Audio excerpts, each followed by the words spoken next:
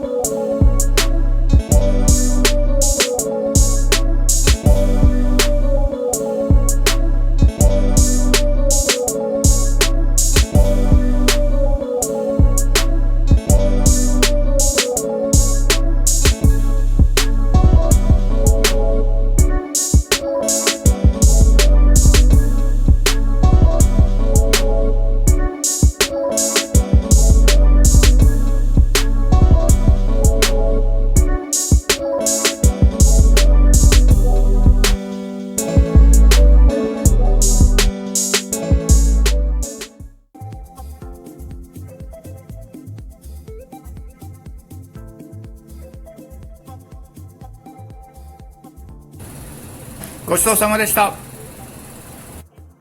ごちそうさまでした。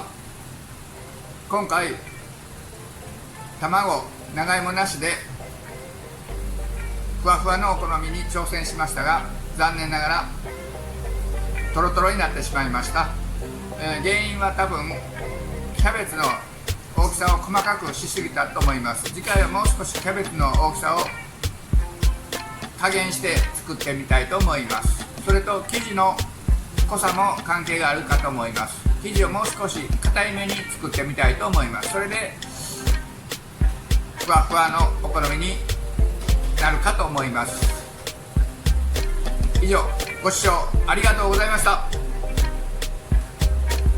よければチャンネル登録よろしくお願いします。